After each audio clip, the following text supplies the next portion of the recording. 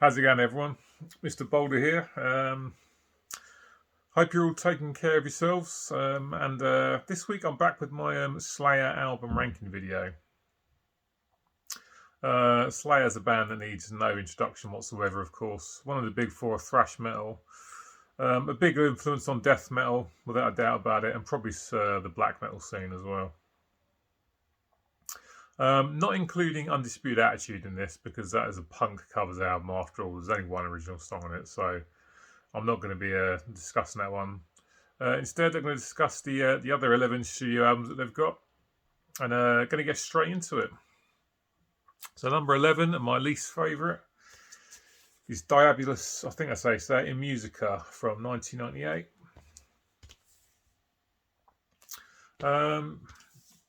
Yeah, easily their weakest as far as I'm concerned. It's not all bad. The first three tracks are actually killer. Bitter Peace, Death's Head and Staying in Mind are all really, really good songs. And the rest of side A is okay. But side B, to be honest, it's only In the Name of God that sticks out in the memory. Nothing else sticks out at all. The side B is very, very poor. Paul Bostaff's great on the drums on this. Drumming's fantastic. Tom Arai's vocals are great. One of the big problems with this album for me is the riffing. For me, the guitar riffing is very, very lazy on this. I did see an interview with one of the members of Slayer a few years after this come out, and they said that Kerry King just really wasn't interested at this point. I think he was a bit disillusionized with how popular nu metal was at the time. But yeah, still some good stuff here, but this is easily the weakest one in their discography for me. It'll always be the one I would go to last if ever I had to listen to Slayer albums in order. I'd always listen to this one last. It's just not that great at all. So that's Diabolus in Musica from 1998.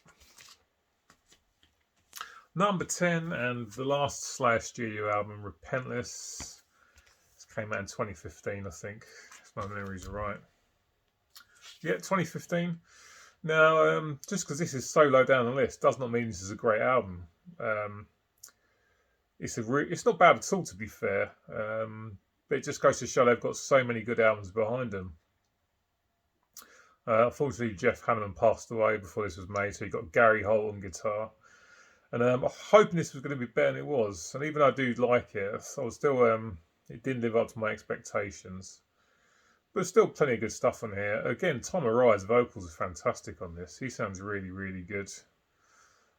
Some great tracks on this. I mean, the title track, Repentless, is as good as anything I was putting out back in the 80s. Take Control, Vices, When the Stillness Comes, they're good songs. Implode, You Against You, Pride and Prejudice, they're good songs as well. But there's a few filler tracks in there I'm not really that fussed about. But still, a pretty good album. But with Gary Holt joining, I was expecting to be blown away, and it just didn't happen. I mean, I don't know if he had much sort of say within the songwriting process. But if he was holding those riffs back for future Exodus albums, then that's not a bad thing, is it? Let's be honest. But yeah, that's the most recent studio album. The last one, Slayer's Repentless, at number 10. Number 9 is their debut, Show No Mercy. I love the sort of raw sound of this album, I must say. Never been a massive fan of the snare drum sound on it, though. The snare drum sounds terrible. But again, lots of good songs on offer here. I mean, there's some stuff in it that doesn't appeal to me at all, really. Cryonics, I'm really not fussed about. Aggressive Perfector, Metal Storm and Faceless Slayer, not fussed by those. But it kicks off with Evil Has No Boundaries, which is fantastic. Antichrist, very, very good song. Die by the Sword. 3 songs in, and you can already think of classic Slayer riffs on this album. Fight Till Death's really, really good as well. Black Magic, like Final Command. And then, the title track, Show No Mercy, is pretty good as well. Yeah, this came out in 83, first Slayer album. Not bad for a debut, but there's definite highlights and then some stuff that just completely skips me by and I'm really not bothered by. Hence it's so low down on the list, but not a bad album without any stretch of imagination. That's the debut, Show No Mercy from 1983. Up next, and these next three albums, there's really not much between them at all. They're very, very sort of close within their quality. But up next is Delusion. I think this is from 2005. Can't read the writing, it's absolutely tiny. This was the return of Dave Lombardo, of course. He came back to the band after the best part of 15 years of being away. And yeah, there's some great songs on this. Some good riffing on this. Some of the better riffs are back, which you didn't get during Diabolus and Musica. I mean, the first four songs even are absolute killer.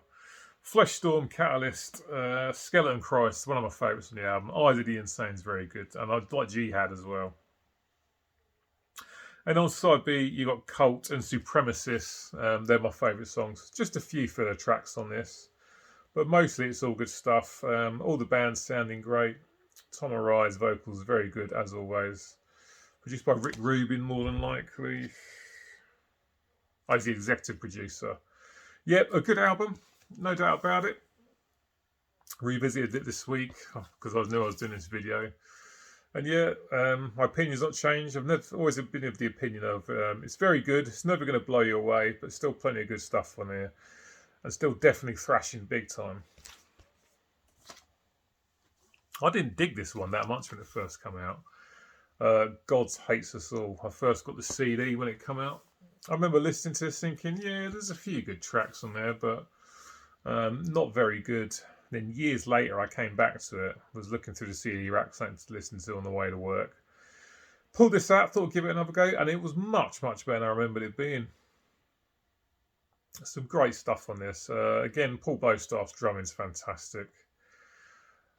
Some good riffs on this one as well, and it's got one of my favourite Slayer songs on it actually. Disciple is one of my favourites, just absolutely brilliant. I absolutely love that song. There's other great stuff on here, like God Send Death's really good, New Faith and Cast Down, Bloodline, Warzone, Here Comes the Pain, and the last track, Payback, is absolutely brilliant. A really nasty slab of high intensity thrash metal, which is of course what you want from Slayer. Once again, a few filler tracks on this one, but doesn't stop me from enjoying this album. Yeah, for some reason I wasn't really digging this when I first heard it, and now I think it's much, much better. Great stuff. That's Slayer's God Hates Us All from 2001. Well Painted Blood from 2009. I really, really do quite like this one. Dave Lombardo again, Beyond the Kit. Good stuff. There's some really, really good songs. There's some of the best songs they wrote since their 80s heyday, as far as I'm concerned. Stuff on here like the title track's brilliant. Unit 713 is great. Snuff is probably one of my favourites, if not my favourite on the album. That's a really good, nasty, thrashy song. Public Display of Dismemberment is really, really good. Americon's good. Psychopathy Red, very, very good stuff. And the last track, Nautilus God, is absolutely brilliant. Again, listen to this week, because I didn't really need to listen to the first 5 or 6 albums. I knew it like the back of my hand, but I hadn't listened to some of these later ones for a while, and I forgot how good this one is. It really is very good. There was a lot of newer thrash bands around about the time that this was coming out, and Slayer was showing that the old guys still knew how to get the job done. Really, really good stuff. Well Painted Blood from 2009.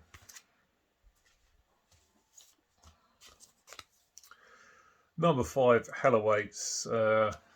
Brilliant. I remember when I first heard this back in about 96, I think it was. It absolutely blew me away. I was talking with a friend recently who said he didn't like this album too much because of the production. I actually think the lo-fi production helps this album. It helps with the grittiness and the rawness of the songs. There's absolutely brilliant songs on this. I remember listening to the title track over and over again when I was a teenager. It was just such a nasty slab of thrash metal, just brilliant. But there's other great stuff on this. Kill Again and At Dawn They Sleep, Praise of Death, just brilliant songs. Crypts of Eternity, Hardening the Arteries. They're the only two that slightly let down for me, but I still really enjoy them. From 1985, Hell Awaits, a great sort of slab of thrash metal. I've got to get a better copy of this because I bought this and didn't play it for ages. And then when I finally sat the needle down on it, the surface noise is absolutely hideous. And I've cleaned it, and it still sounds like shit. So I need to get a better copy. But some great riffing on this one. Dave Lombardo behind the kit, doing an absolutely killer job. Great vocals, nasty thrash metal songs. It's just absolutely brilliant stuff. I love it. But it's only number 5. Number 4, an underrated album, Divine Intervention from 1994. Remember getting this when it first came out. I love this album. First one to feature Paul Bostaff on drums. Quite a punky attitude on this one, some of the songs. They're pretty short. Ditto Heaven, Sex, Murder, Art. Great songs, absolutely love those. The first track, your first taste of Paul Bostaff, the drum intro on Killing Fields is brilliant as well. No bloody tracks on the back, so I need to think off the top of my head.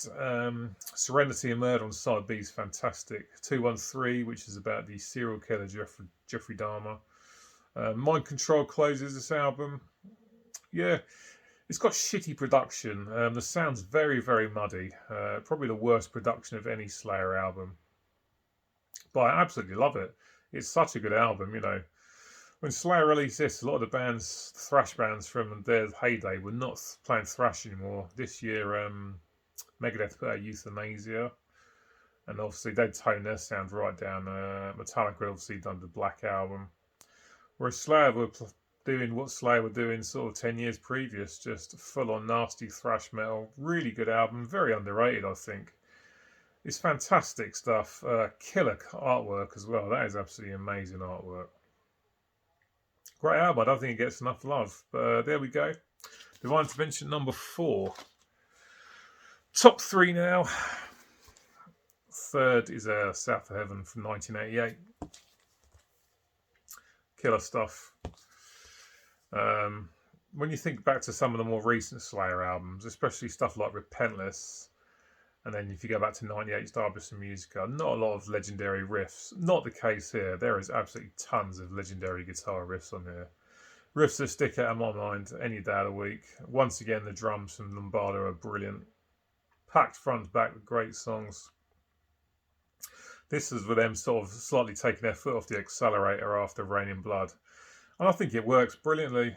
Brilliant stuff. The title track's fantastic, South of Heaven. Silent Scream next, probably one of my favourites on the album actually. Live Undead's great, Behind the Crooked Cross. Ghost of War, Read Between the Lies is actually very, very underrated. I think it's one of the best songs on this album. Distant Aggressor, the Judas Priest cover. Closes with Spill the Blood, produced by Rick Rubin. Brilliant album. Kind of gets a little bit overlooked because it's sandwiched in between 2 absolute classics, but this is just as good as the top 2 which I'm about to show. I absolutely love this album. It's brilliant. Absolutely excellent thrash metal from 1988. Brilliant stuff. South of Heaven, number 3. So top 2 now. There's not a lot between these. But for my number 2, I'm going to go with Rain in Blood from 1986. Everyone knows this album. This only clocks in at about 28 minutes long. I think when they demoed it, it was about 31 minutes long, but they played everything so fast that it clocked in at just about 28 minutes. Yeah, I don't need to tell you anything about this album that you haven't already heard. It's an absolute thrash metal classic. Kicks off with Angel of Death, one of the best opening songs you'll get on any album. Absolutely fantastic. Piece by Piece comes next. Necrophobic, Ultimate Sacrifice, Jesus Saves. Side A, all killer, no filler. And side B is exactly the same. Criminally Insane, Reborn, then the final 3 tracks, Epidemic, Postmortem, Rain in Blood. Just amazing. An absolutely outstanding album.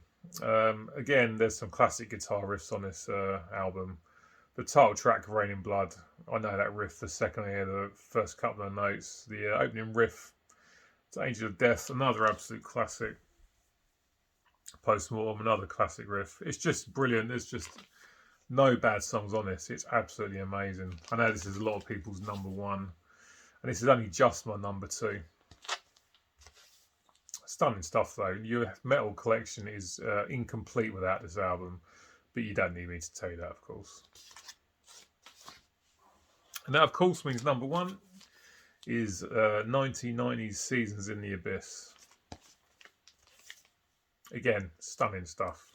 And again, kicks off with an absolutely outstanding track, War Assemble. Brilliant, brilliant song. That's how you get an album started. Fantastic stuff. Blood Red, Spirit in Black, Expendable Youth, Dead Skin Mask, all killer. Side 2, Hollow Point, Skeleton Society, Temptation, Born of Fire, and then the title track, Seasons in the Abyss, one of Slayer's best songs, I think. Because it's obviously quite different for them. It's slow compared to everything else they do. And it's a brilliant song. It's about 6.5 minutes long, and a song I never get bored of hearing. Again, though, there's just catchy songs on this. Brutal thrash metal songs. And songs that stick out in the memory. You know, Spirit in Black is absolutely fantastic. Skeletons of Society, another one that sticks out in my mind. Born of Fire as well. Catchy songs, but still brutal thrash. For me, this is better though. I prefer this over Rain and Blood because I think, even though they're both very, very ferocious, I think there's quite a punky sort of edge to Rain and Blood, where it's just thrashed out as fast as possible. Where I think the songs are a little bit more refined on this, a little bit more mature sounding. But a killer album, yeah. Hence it's number one. Obviously, it's just absolutely brilliant. To be honest, though, these top 3 albums, they're all absolutely killer, and either 3 of them could have been number one. But this one has just got slightly more quality for my liking. 1990 was a great year for thrash metal, and this is an absolute beast of an album. Season in the Abyss, Slayer, 1990. That's my number one Slayer studio album. Absolutely fantastic stuff. Right, guys, cheers for watching. Thanks very much if you stuck around to the end. Please like this video, and if you're not subscribed to the channel already, please do subscribe, because I'm uploading at least one video every week. Be very much appreciated. Cheers to everyone who's subscribed already, and if you're a new sub, then welcome to the channel. And I will be back next week with either a CD or a vinyl update. Not sure yet. But yeah, I'll be back soon. Please like, comment, subscribe.